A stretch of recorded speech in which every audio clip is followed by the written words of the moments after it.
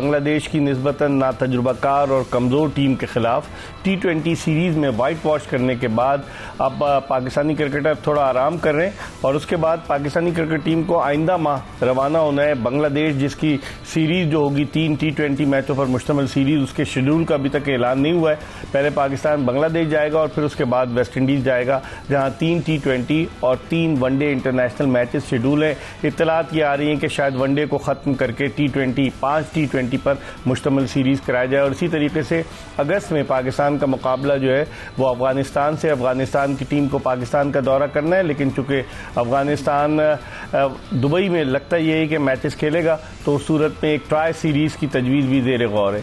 इन तमाम चीज़ों पर बात करेंगे। फिर बाबर आजम का मुस्तकबिल क्या है। सिडनी थंडर ने जो बिग बैश लीग है उसमें बाबर आजम को साइन किया है। रिजवान और जो है वो हारिस रऊफ, ये सब जो है उसमें ड्राफ्टिंग शामिल होंगे, जो ड्राफ्टिंग होगी।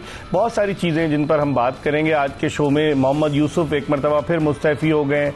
सिलेक्शन कमेटी बगैर चीफ सिलेक्टर के, बगैर किसी सरबराह के फिर काम करेगी। ऐसे बहुत सारे सवालात हैं कि जिनके जवाब जानने की कोशिश करेंगे और हमारे साथ स्टूडियोज में मौजूद हैं senior sports journalist, express Tribune के स्पोर्ट्स एडिटर रिशाद महमूद साहब, जो एक तवील अरसे से स्पोर्ट्स जर्नलिज्म की फील्ड में अपना काम कर रहे हैं और खासे तजुर्बाकार समझे जाते हैं और इनकी जो राय है वो हम आप तक पहुंचाएंगे। लेकिन इससे पहले कि हम रिशाद महमूद साहब से गुफ्तगू के सिलसिले का आगाज करें, पहले आपको क्रिकेट के हवाले से एक पैकेज दिखाते हैं। बांग्लादेश के खिलाफ T20 सीरीज जीतने के बाद पाकिस्तानी क्रिकेटर्स का ईद उल अजहा से कबल 3 रोजा स्किल डेवलपमेंट कैंप अपने इख्तिताम को पहुंच चुका है। अभी पाकिस्तानी क्रिकेटर्स आराम कर रहे हैं और पाकिस्तान के हेड कोच माइक हैसन 10 जुलाई को पाकिस्तान पहुंचेंगे और जल्द ही पाकिस्तान और बांग्लादेश के दरमियान जो बांग्लादेश में 3 T20 इंटरनेशनल मैचों पर मुश्तमिल सीरीज खेली जा रही है उसके शेड्यूल का ऐलान कर दिया जाएगा। पाकिस्तान क्रिकेट बोर्ड ने एक अहम फैसला उस वक्त लिया जब सिलेक्शन कमेटी की तब्दीली की जो अफवाहें थी उन खबरों की मुकम्मल तौर से तरदीद करते हुए सिलेक्शन कमेटी को बरकरार रखने का फैसला किया है। दिलचस्प बात यह है कि मोहसिन नकवी साहब के दौर में कोई भी चीफ सिलेक्टर मुकर्रर नहीं किया गया है। पहले आकिब जावेद गैर एलानिया चीफ सिलेक्टर के फराइज सरअंजाम दे रहे थे, इसी तरह वहाब रियाज भी गैर एलानिया चीफ सिलेक्टर थे, लेकिन अभी तक किसी चीफ सिलेक्टर का ऐलान नहीं किया गया है। इस सिलेक्शन कमेटी के 2 अरकान उतने ज्यादा मुतहरिक नहीं हैं, जिनमें टेस्ट क्रिकेटर अजहर अली और टेस्ट क्रिकेटर असद शफीक शामिल हैं। कौमी सिलेक्शन कमेटी से हसन चीमा को फारिग किया गया है और उनकी जगह उस्मान हाशमी को डेटा एनालिस्ट के तौर पर रखा गया है, लेकिन वो वोट देने के अहल नहीं होंगे। पाकिस्तान क्रिकेट के हवाले से ये कहा जा रहा है कि अब पाकिस्तान के 3 साबिक कप्तान, जिनमें बाबर आजम, मोहम्मद रिजवान और शाहीन शाह आफरीदी शामिल हैं, क्या वो बांग्लादेश और वेस्ट इंडीज के खिलाफ T20 सीरीज में एक्शन में नजर आएंगे? इस हवाले से मुख्तलिफ किस्म की अफवाहें गर्दिश कर रही हैं। बाज लोगों का ये कहना है कि रिजवान और बाबर को आराम कराया जाएगा और शाहीन शाह आफरीदी का नाम 25 मुमकिन खिलाड़ियों की फहरिस्त में शामिल होगा। और फिर चूंकि इस साल सितंबर में एशिया कप होना है और फिर अगले साल फरवरी में T20 वर्ल्ड कप होना है, तो पाकिस्तान क्रिकेट बोर्ड अपने नए कोच माइक हैसन के साथ क्या हिकमत अमली तय करता है, ये भी देखना होगा। दूसरी तरफ मोहम्मद यूसुफ ने पाकिस्तान क्रिकेट बोर्ड से माजरत कर ली है। वो बैटिंग कंसल्टेंट के फराइज नेशनल क्रिकेट अकेडमी में सरअंजाम दे रहे थे। अब आइंदा आने वाले दिनों में पाकिस्तान क्रिकेट में क्या तब्दीलियां होती हैं, इसका सबको इंतजार है। जी, आपने पैकेज मुलादा किया और गुफ्तगू के सिलसिले का आगाज करते हैं रिशाद महमूद साहब से। रिशाद साहब, बांग्लादेश को तो हमने हरा दिया। न्यूजीलैंड में हमारा क्या हाल हुआ कि न्यूजीलैंड में हमने 8 मैचेस खेले जिनमें 7 हारे, सिर्फ 1 जीते। उससे पहले चैंपियंस ट्रॉफी में हम पहले ही राउंड से बाहर हो गए। तो जब भी कोई मजबूत टीमें सामने आती हैं तो उस वक्त हमारी सलाहियतों का असल इम्तिहान होता है। आप इसको कैसे देखते हैं? जी बिल्कुल मिर्ज़ा, मैं समझता हूँ कि बिल्कुल आपने सही कहा। और आपको मालूम है कि बांग्लादेश की जो टीम थी वो तो UAE से भी हार के आ रही थी, यानी इस कदर कमज़ोर। वो तो UAE तो वो टीम है जिसको किसी शुमार और कतार में नहीं रखा जाता था, तो उससे भी वो हार के आ रहे थे, तो उनको हराना तो कोई बात ही नहीं है। ये तो मैं समझता हूँ कि PSL के मैचेस उससे ज़्यादा कॉम्पिटिटिव थे जो बांग्लादेश के खिलाफ सीरीज थी। तो इस पे किसी किस्म का भी जिसे कहते हैं गुरूर करना या कोई वो करना, खुशफहमी का शिकार होना कि भाई हम लोगों ने बांग्लादेश को हरा दिया और फिर डंके बजे हुए हैं कि भाई फलां ने सेंचुरी बनाई, फलां ने, तो ये तो असल टीम में जो दुनिया की टॉप टीम्स होती हैं उनके खिलाफ बिल्कुल आपने सही कहा कि जब टीमें आती हैं तो फिर असल में पता चलता है कि उनकी सलाहियतें क्या हैं, उन प्लेयर्स का कैलिबर क्या है। तो अभी तो हमें जो बज़ाहिर लग रहा है कि वो काफ़ी अरसे तक पाकिस्तान किसी मेजर टीम के खिलाफ नहीं आएगा।